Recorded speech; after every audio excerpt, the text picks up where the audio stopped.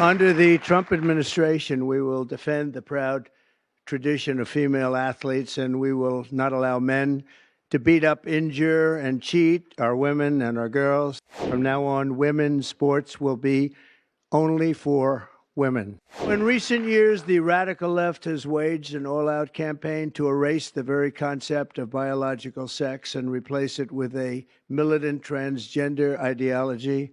Female athletes have been forced onto the front lines, and men claiming to be girls have stolen more than 3,500 victories. That's a lot.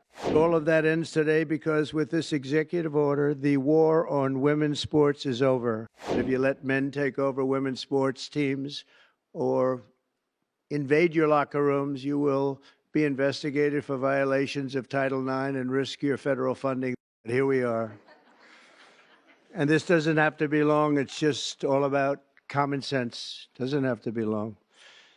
In a few moments, I'll sign a historic executive order to ban men from competing in women's sports. It's about time.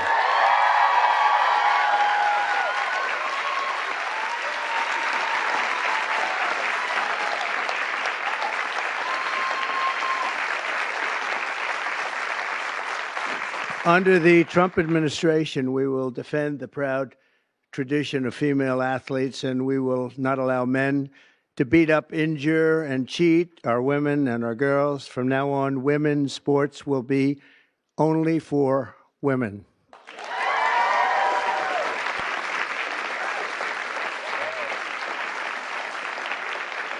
But before going further, I want to share some very exciting news from our military. After years of shrinking force numbers at levels that nobody has ever seen before, 4 years of this we went through, and missed recruiting targets every single month, it was just announced that in December, the U.S. Army had its single best recruitment in more than 15 years.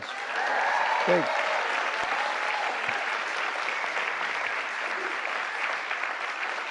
Every single day, nearly 350 new soldiers enlisted to defend our nation, and they're very, very happy to have done so. We've done lots of interviews, and we asked why this was taking place now, and they just said there's a spirit about our country that they haven't seen in many, many years, and I happen to agree with that. But it really is clear proof that the spirit is sweeping our armed forces, and we have a great leader in Pete. As you know, we all know Pete so well. He's going to be fantastic, and so many of our great heroes, and people are starting to understand what hero is all about. So that is something that is very important. We've gotten the woke lunacy out of our military. And now we're very importantly getting it out of women's sports. That's taking place very strongly. So in recent years, the radical left has waged an all-out campaign to erase the very concept of biological sex and replace it with a militant transgender ideology. You've heard a little bit about this, haven't you? Huh? Just a little bit? Does anybody agree with them? No. Would be not a good thing to say yes right here. Female athletes have been forced onto the front lines, and men claiming to be girls have stolen more than 3,500 victories. That's a lot. And invaded more than 11,000 competitions designed for women.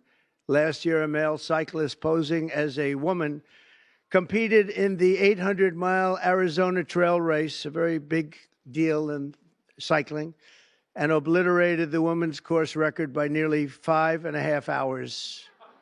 Sounds like a lot, doesn't it, huh? 5.5 hours, but you have to hear the weightlifting records. You think that's bad. The weightlifting's worse.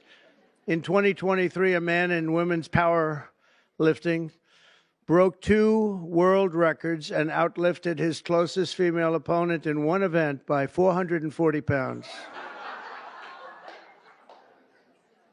And they continue to defend themselves, Mr. Congressman. You know that, right? They continue to defend themselves. We hope they continue onward because I don't think we can lose a race. This was one of the big reasons that we all won, and it's one of the big reasons that we had a record, a landslide like they haven't seen before, very often anyway. And who could forget last year's Paris Olympics, where a male boxer stole the women's gold medal after brutalizing his female opponent so viciously that she had to forfeit just after 46 seconds, and she was a championship fighter.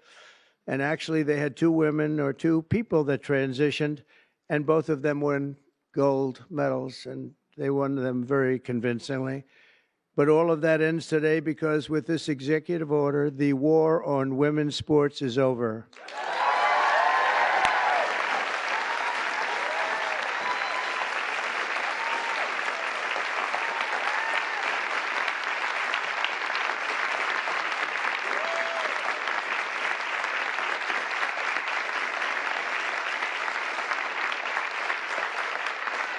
Thank you, everybody.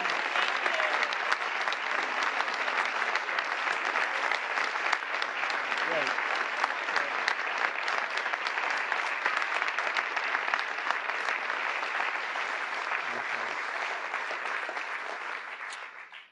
It should have been done long ago, actually. Thank you. Thank you very much. With my action this afternoon, we're putting every school receiving taxpayer dollars on notice that if you let men take over women's sports teams or invade your locker rooms, you will be investigated for violations of Title IX and risk your federal funding. We are restoring sanity and common sense, very simply, to our government. We're defending the rights and safety and pride of the American people, including our great, great, great female athletes.